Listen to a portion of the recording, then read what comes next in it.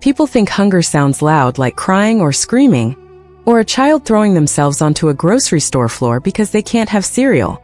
But real hunger sounds like a mother saying she already ate when you know she hasn't touched food all day. The coffee in my paper cup had gone cold sometime around midnight, but I kept drinking it anyway because warm things felt like a luxury lately. Outside the diner windows, rain painted silver streaks across the streets of Brooklyn, turning the traffic lights into blurry pools of red and gold.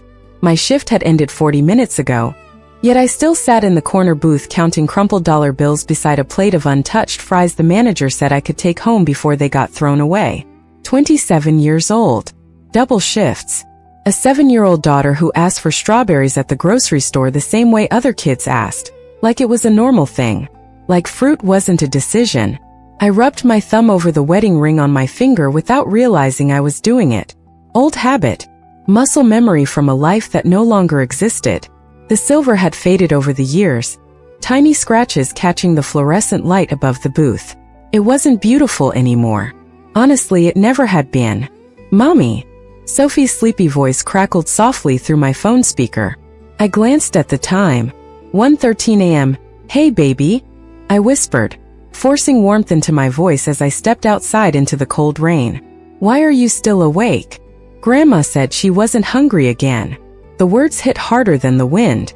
I closed my eyes for a second, rain soaking through my thin coat almost instantly. Upstairs in our apartment, my mother was probably pretending she'd eaten dinner so Sophie could finish the last can of soup without feeling guilty. Evelyn Bennett had once been the kind of woman who hosted Thanksgiving dinners for 15 people. Now arthritis curled through her hands like rusted wire, and standing long enough to boil water cost her an hour of pain. Did Grandma take her medicine? I asked quietly. She said she'll take it tomorrow. Of course she did. Because tomorrow meant maybe we'd have enough money to refill the prescription. I leaned against the wet brick wall and stared across the street where a jewelry store display glowed beneath soft white lights. Diamond rings on velvet cushions. Tiny promises made for people who could afford to keep them. My chest tightened. Not because I wanted what was behind that glass. Because I was about to sell the only thing I had that was worth more than $70. The pawn shop 2 blocks away stayed open 24 hours. I knew because I passed it every night walking home from work. Tonight I finally stopped pretending I wasn't going to use it. Sophie yawned softly into the phone. Are you coming home soon? Yeah, sweetheart. Very soon. After we hung up, I stood there for a long moment in the rain. Then slowly, like my body already understood something my heart was still fighting, I twisted the wedding ring off my finger.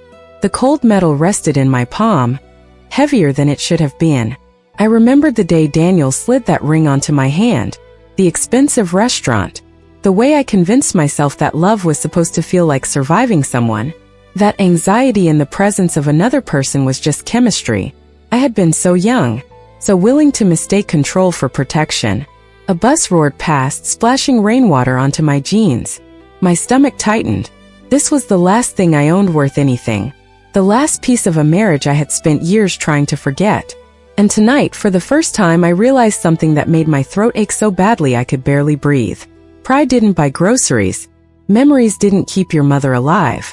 I curled my fingers around the ring and stepped into the rain toward the glowing neon sign at the end of the block. A pawn shop. Open all night. I didn't know yet that someone was already watching me walk toward it. Pawn shops always smelled the same. Old metal, dust, and desperation soaked so deeply into the walls it never left. A little bell chimed above the door when I stepped inside, rainwater dripping from my coat onto cracked linoleum floors. Glass cases lined the room filled with forgotten pieces of other people's lives. Watches, necklaces, power tools, wedding bands that probably had stories just as ugly as mine. Behind the counter sat a man in his 60s wearing reading glasses low on his nose while an old baseball game played quietly on a mounted television. He barely looked up at first. "We close in 20 minutes, he muttered automatically. Then he noticed the ring in my hand. I walked toward the counter slowly, suddenly aware of how hard my heart was beating. Funny how humiliating survival could feel sometimes. Like the body remembers what the mind has learned to suppress. "I just need enough for groceries and medication," I said softly. The man held out his hand without speaking. I placed the ring in his palm, and for one irrational second I almost grabbed it back. He examined it beneath a small lamp, turning the silver band carefully between thick fingers. "White gold," he said. "Small diamond. Not bad quality." Hope flickered painfully. Maybe enough for rent. Maybe enough to refill Mom's prescription and buy Sophie those strawberries she kept asking for. The man squinted closer at the engraving inside the band. His expression shifted. "Engraved jewelry drops the value." My stomach sank. "What?" "Personal engraving." He tilted the ring toward me slightly. I could still read the faded words carved into the metal. "Forever yours, Daniel." The irony almost made me laugh until it didn't. "I can give you $120. The number hit me like ice water. That ring cost over $3,000. "Maybe once." He shrugged. "Now it is used. Scratched. Small diamond. Sentimental value does not increase market value.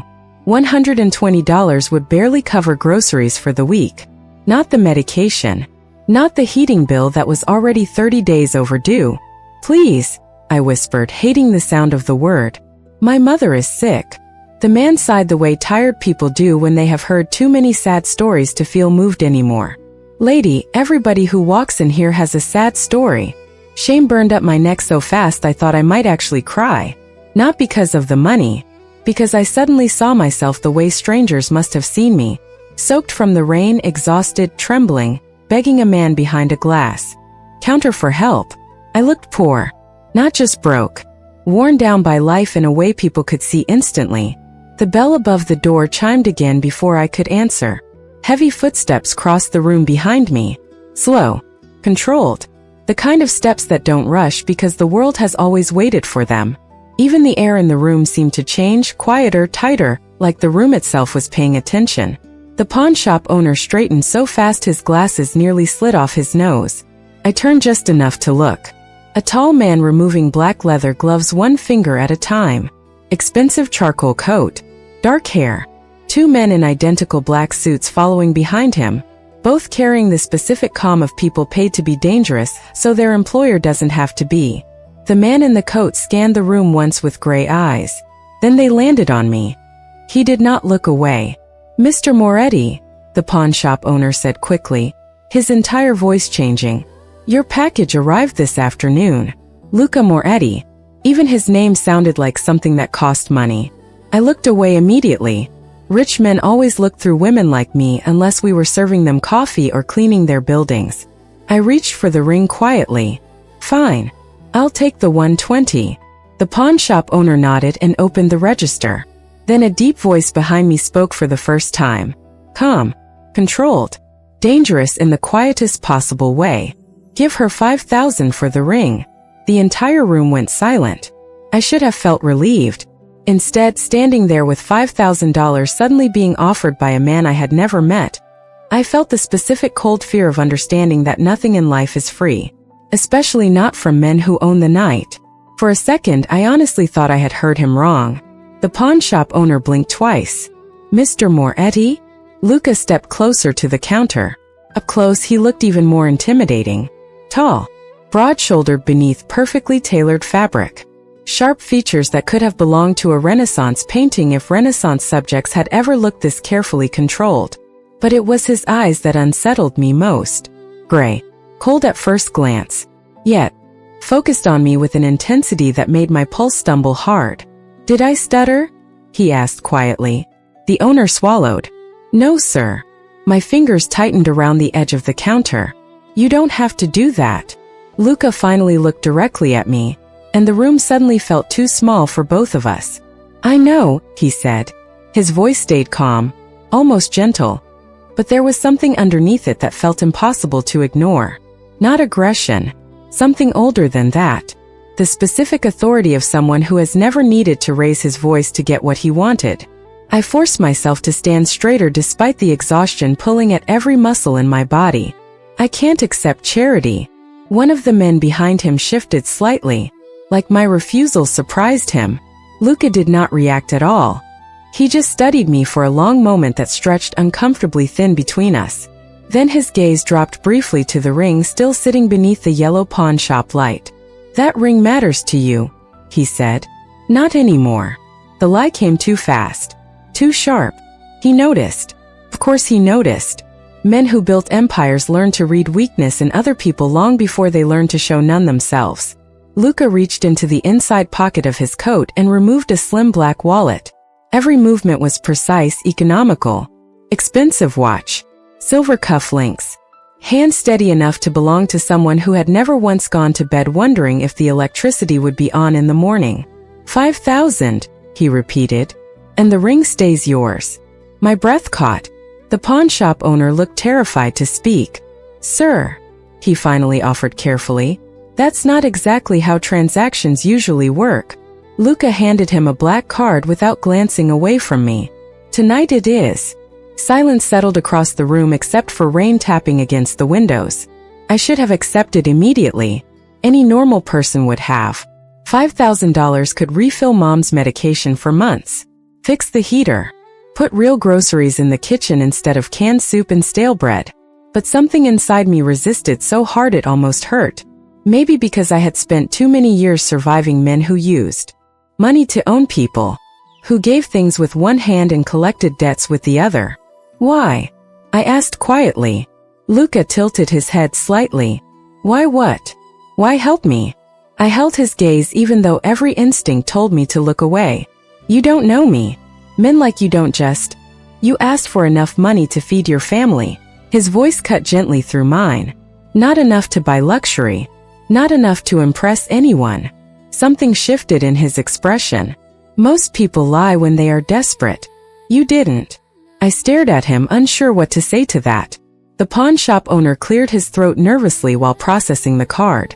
Approved, he muttered, then counted stacks of crisp bills onto the counter with shaking hands.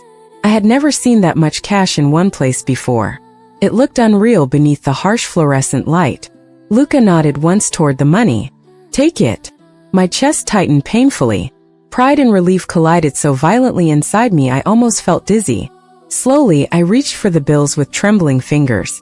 Thank you, I whispered. Luca watched me carefully, not my face exactly. Something deeper. The exhaustion, maybe. The humiliation I was trying so hard to hold together with both hands. Then his eyes shifted briefly toward the thin fabric of my coat. Toward the frayed sleeve I had stitched twice myself. Something changed in his expression. Not pity. Worse than pity somehow. Anger. Not directed at me. At the world. At whatever kind of life left women standing in pawn shops at 1 in the morning selling wedding rings to buy groceries. He pulled his leather gloves back on slowly. Go home, Claire Bennett. My stomach dropped instantly. I never told him my name. And in that moment, bills in my hand, rain on the windows, heart beating too loud. I understood something the money couldn't fix. He hadn't walked into that pawn shop by accident. Fear is a strange thing. Sometimes it feels loud. Other times it slips quietly beneath your skin and settles there without asking permission. That was what happened the moment Luca Moretti said my name. How do you know who I am? You sold a ring with an engraving, he replied calmly. The pawn shop owner checked identification before processing the transaction. I glanced toward the counter instantly. The old man avoided my eyes so fast it told me everything. Of course, my driver's license. I had been too overwhelmed to notice. But even as the explanation landed, something about it felt thin, too rehearsed, like an answer prepared in advance for someone who was always going to ask. Luca stepped toward the door. One of his men opened it automatically, rain and cold air sweeping briefly inside. It is late, he said quietly. Brooklyn is not kind to exhausted women walking home alone. I've done it before. That doesn't make it safe. The way he said it sent a strange ache through my chest. Not because of the words themselves, because nobody had spoken to me like that in a very long time. Like my safety mattered to someone. I tightened my grip on the money. I can take care of myself. Luca paused beside me before leaving. Close enough that I caught the faint scent of cedar and expensive cologne beneath the storm outside. That is exactly the problem, Claire Bennett, he said softly. You have been forced to. Then he walked out into the rain. The black SUV waiting outside looked enormous against the narrow Brooklyn street. His security moved around him with practiced efficiency, while pedestrians instinctively stepped aside without even understanding why. Power had a presence to it. Heavy. Invisible. The kind that changed the air around a person before you could name what you were feeling. I watched the vehicle disappear into traffic before finally breathing again. Who is he? I asked the pawnshop owner before I could stop myself. The old man looked horrified. Lady, you do not ask questions like that around people like him. People like him? He lowered his voice immediately. You really don't know Luca Moretti? I shook my head. He stared at me the way people do when they genuinely can't decide if you're lucky or catastrophically stupid. He owns half this city. He leaned closer over the counter. But that's the version they print in newspapers. His voice dropped lower. The real version, the one people don't write down, is that he's the reason certain problems in this city simply disappear. Business problems. Legal problems. A pause. People problems. Cold moved slowly through my stomach. You're saying he's dangerous. The old man went completely silent. Not nervous silence. Careful silence. Like even speaking too openly carried consequences. Finally he looked down and began organizing papers that didn't need organizing. I'm saying men don't get that powerful by being soft. I shoved the money into my bag and stepped back into the freezing rain. The bills against my side felt unreal. Enough to breathe again. Enough to make tomorrow less terrifying. But descending the wet subway stairs, one thought kept circling through my mind no matter how hard I tried to dismiss it. He knew my name before the pawnshop owner checked my ID. I had seen his eyes land on me the moment he walked in, before any identification was shown, before any transaction was processed. He had looked at me like he was confirming something he already knew. Luca Moretti had not stumbled into that pawn shop at 1 a.m. He had come looking for me. The apartment smelled like instant soup and menthol cream when I got home. Tiny space. Peeling paint near the ceiling. But warm. Warm mattered. Sophie had fallen asleep sideways on the couch, one tiny hand still clutching her stuffed rabbit. My mother sat awake beside her pretending not to worry, reading glasses low on her nose. Mothers always pretend, even when life is crushing them slowly. Her eyes lifted the second I walked in, then immediately dropped to the grocery bags in my hands. Fresh bread, milk, eggs, real fruit. Her expression changed so fast it nearly broke me. Claire. I set everything on the counter before she could ask questions. I got your medication too. Silence. The kind filled with things nobody knows how to say out loud. How? She whispered.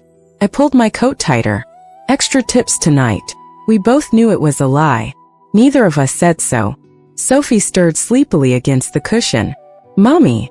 Hey baby. I crossed the room quickly, kneeling beside her. Look what I brought home. Her sleepy eyes widened at the strawberries.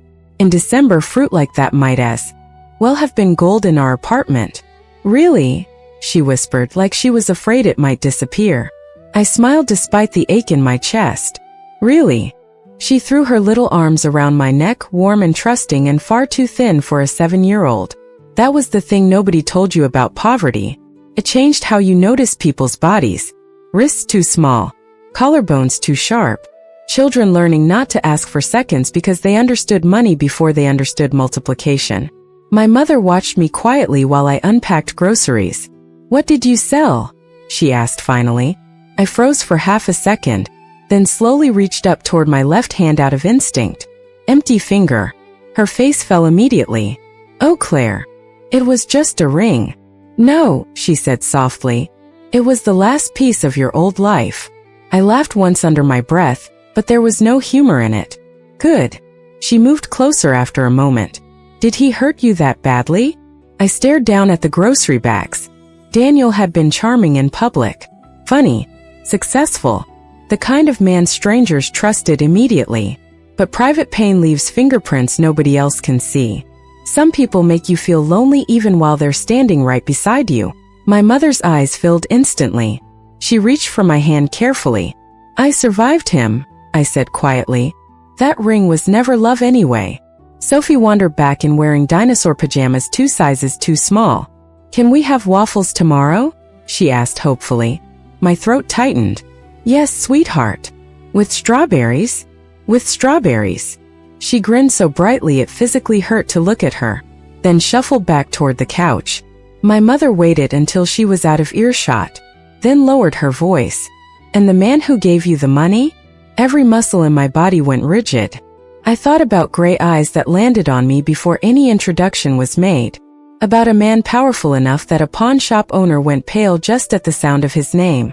About the black SUV that waited outside in the rain like it had been there for a while. He was just a stranger, I said finally. My mother watched me with the specific look mothers have when they know their child is lying but have decided not to press tonight.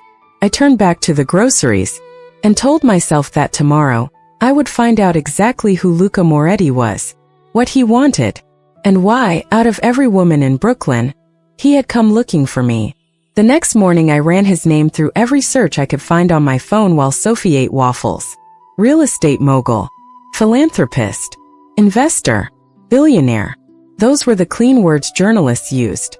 The polished version built for newspapers and charity galas. But underneath every headline lived something darker. Something people described carefully, in passive voice, in metaphors, in the deliberate gaps between sentences. Politicians who suddenly reversed positions after a single meeting. Judges who reconsidered rulings. Businesses that crossed him and then quietly ceased to exist. One article called him the Wolf of Manhattan. Another described him as a man who never raised his voice because he never needed to. A third article, buried deep enough that I almost missed it, mentioned a woman named Elena Vasquez, a waitress from the Bronx who had briefly attracted Luca Moretti's attention 3 years ago. The article was short, vague. Elena had been quoted saying she felt overwhelmed by his generosity, before the piece ended abruptly. I searched Elena Vasquez separately. Nothing. No social media. No recent articles. The kind of digital silence that sometimes meant someone had chosen to disappear. Or had been encouraged to. My phone buzzed against the counter hard enough to make me jump. Unknown number. My pulse instantly betrayed me. Hello. A familiar deep voice answered. Did your family eat breakfast? I gripped the phone so tightly my knuckles ached. How did you get this number? Luca ignored the question completely. Claire. Just my name. Low. Controlled. The kind of voice that understood silence better than most people understood words. I turned slightly away from Sophie and lowered my voice. You need to stop calling me. And yet you answered. Tell me something. I kept my voice steady even though my heart wasn't. Elena Vasquez. The waitress from the Bronx. Do you remember her? Absolute silence. Not the casual pause of someone thinking. A harder silence. The kind that told me the name had landed exactly where I'd aimed it. Where did you read that name? He asked finally. Still calm, but something underneath had shifted. Is she okay? I asked quietly. Another long pause. Why would she not be? Because she mentioned you in one article, and then disappeared from the internet entirely. My throat tightened. Because a pawn shop owner looked like he might actually be sick when you walked in. Because you knew my name before any ID was checked. I pressed my back against the kitchen wall, voice barely above a whisper. Because men who own cities don't wander into pawn shops in the middle of the night by accident. The silence that followed was the longest yet. Then Luca Moretti said something that stopped every breath in my body. Elena is safe. She asked me not to be found. I respected that. It wasn't a denial. It wasn't an explanation. It was a confession, small, careful, and somehow more frightening than a lie would have been. You've done this before, I said. Haven't you? Outside the kitchen window, snow fell slowly across Brooklyn rooftops. Sophie hummed to herself at the table. My mother moved quietly behind me toward the bedroom.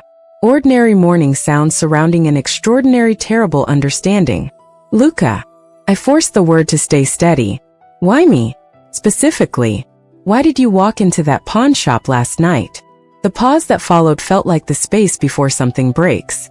Because, he said finally, quietly, I have been watching that diner for 6 weeks. The kitchen tilted slightly. 6 weeks, I repeated. Yes. That's not a coincidence. That's not a stranger being generous. My voice cracked despite everything I was doing to prevent it. What do you want from me? The snow outside blurred.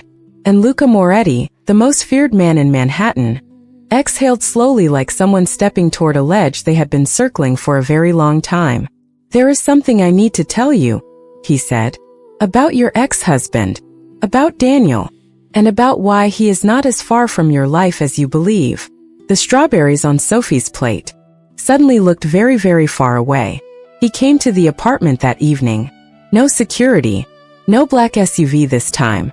Just Luca Moretti standing in the dim hallway of my building with snow on his coat, and something in his expression I had never seen on him before. Not control. Not authority. Worry. I stepped outside and pulled the door almost closed behind me so Sophie and my mother wouldn't hear. "Talk," I said. Luca looked at me for a moment like he was choosing the order of words very carefully. Then he reached into his coat and removed a photograph. He held it toward me without speaking. It was Daniel, my ex-husband, standing outside a building I recognized. The address was 2 miles from our apartment. The timestamp on the photograph was 8 days ago. My hands went cold instantly. "What is this?" "Daniel Bennett has been in Brooklyn for 3 weeks. Luca's voice was steady, quiet, the specific calm of someone delivering terrible news without letting it become panic. "He has been watching your building." The hallway seemed to contract around me. "How do you know?" "Because the same people who watch your building for me noticed him first." He paused. "He is not here by coincidence, Claire. He is here because he found out about Sophie." My blood went cold in a way I had never experienced before. Not fear. Something older and more animal than fear. The specific terror of a mother understanding that danger already knows where her child sleeps. "Found out what about Sophie?" I heard my own voice from somewhere distant. Luca held my gaze. "Daniel has been telling people he plans to file for custody." "He can't." My voice broke. "He never wanted her. He signed away his parental rights. He signed them away before he understood what it meant to own something." Luca's jaw tightened slightly. A man with enough money and enough lawyers can argue that a mother working double shifts can't provide stability, that a grandmother with medical conditions is a liability, that a 7-year-old girl living in a building with a broken heater. "Stop." My voice came out too small, barely a sound. Luca stopped immediately. I pressed my back against the wall and stared at the cracked ceiling above the hallway while the world reconfigured itself around me. 6 weeks.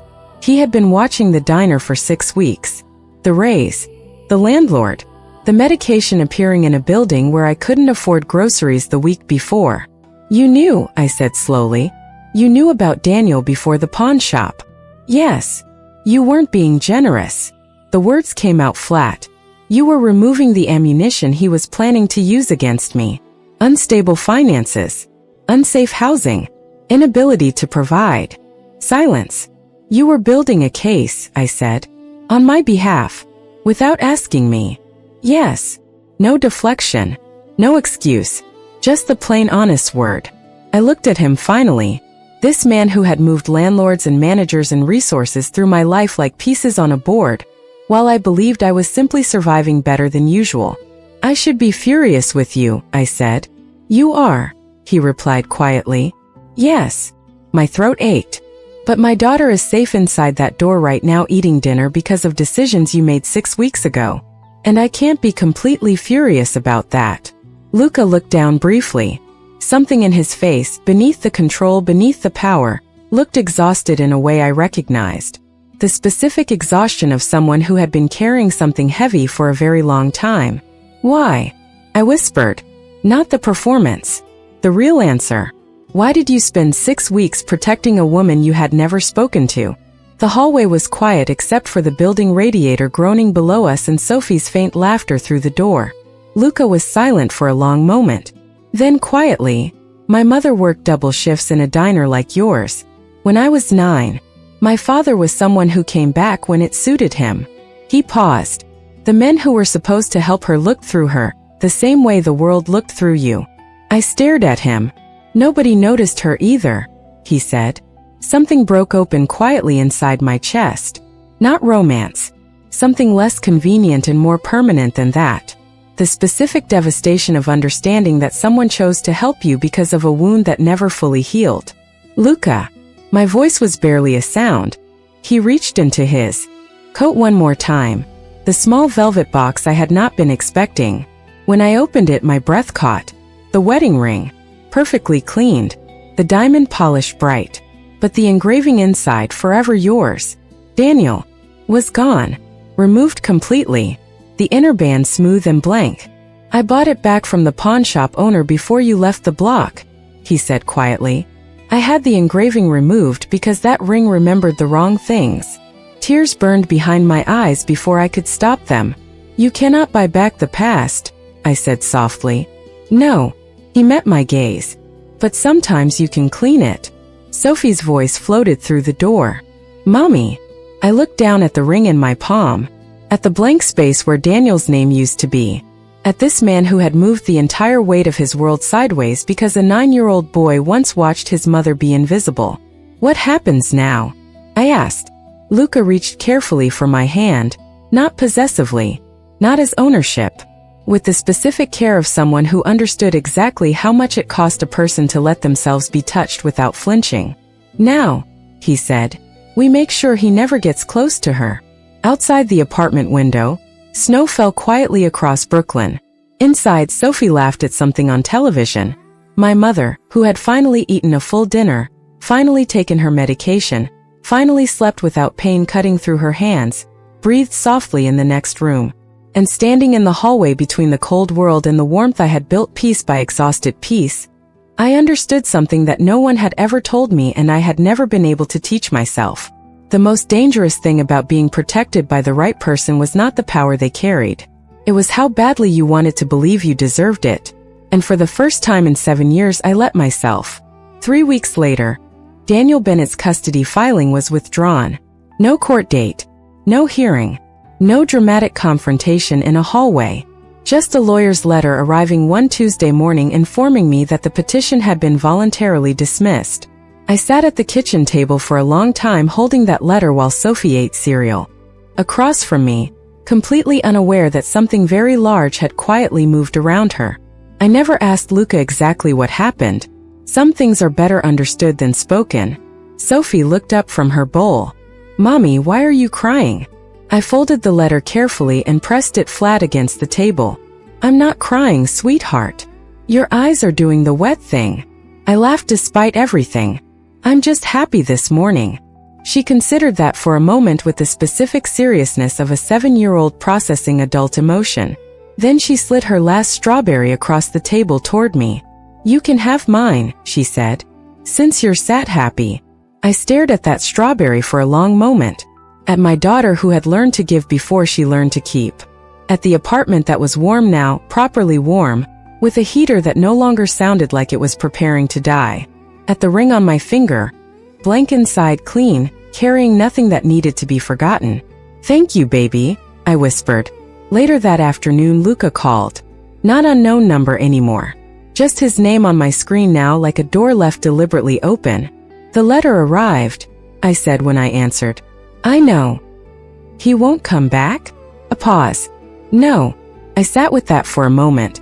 Safe answers were supposed to feel lighter than this. But safety, I was learning, felt nothing like the absence of fear. It felt like standing in a room where the walls had finally stopped closing in. Strange. Unfamiliar. Something the body needed time to trust. "Luca." "Yes." I looked out the kitchen window at the Brooklyn sky. Gray and ordinary and exactly the same as it had always been. Somehow different anyway.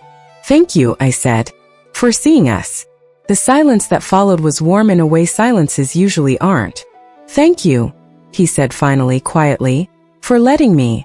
Sophie appeared in the kitchen doorway wearing her backpack already, 15 minutes before we needed to leave, because she had recently decided being early was extremely important and had no memory of previously being the reason we were always late. "I'm ready," she announced. I smiled so hard it almost hurt. "I can see that. Can we get hot chocolate on the way?" "We can get hot chocolate on the way." She disappeared back down the hall, cheering softly to herself. I looked back at the window, at the ordinary Brooklyn sky, at the day stretching ahead of us, imperfect, uncertain, full of the thousand small difficulties that don't disappear just because someone chooses to stand beside you. But warmer now. Considerably warmer. And sometimes I was finally beginning to understand that was enough to build something real from.